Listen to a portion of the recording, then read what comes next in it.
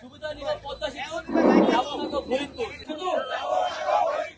যাবো না গো ফরিদপুর প্রস্তাবিত ফরিদপুর বিভাগ থেকে মাদারীপুর জেলার নাম প্রত্যাহার সহ ঢাকা বিভাগ থেকে মাদারীপুরকে আলাদা করার প্রতিবাদে মাদারীপুর জেলা প্রশাসকের কার্যালয়ের সামনে মাদারীপুর শরীয়তপুর আঞ্চলিক সড়কে মানববন্ধন ও জেলা প্রশাসকের বরাবরে স্মারকলিপি প্রদান করেছে সর্বস্তরের জনতা।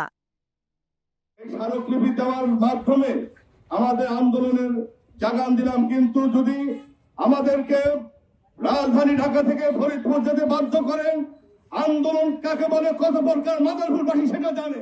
রোববার সকালে 2 ঘণ্টা ব্যাপী অনুষ্ঠিত মানববন্ধনে বক্তব্য রাখেন মাদারীপুর বৈষম্য বিরোধী ছাত্র আন্দোলনের সভাপতি নিয়ামতুল্লাহ। যদি বর্তমান সরকার এই সিদ্ধান্তের উপর অটল থাকে, আমরা স্পষ্টভাবে বলে দিতে চাচ্ছি 18 জুলাই মাসে হাসিনার রক্তচক্ষুকে উপেক্ষা করে ছাত্র এবং জনতারা দেখিয়ে দিয়েছে মাদারীপুরের ছাত্র জনতারা তারা আন্দোলন করতে জানে, তারা আন্দোলন করে তাদের দাবি আদায় করতে জানে।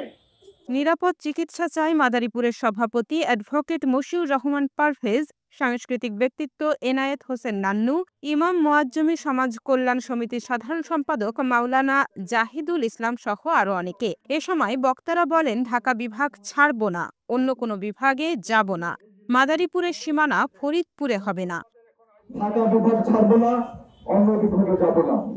আমরা আশা করব বর্তমান ইন্টারিম গভর্নমেন্ট আপনারা আমাদের মাদারীপুরের দল মত নির্বিশেষে সর্বস্তরের জনগণের এই মতামতকে গুরুত্ব দিবেন।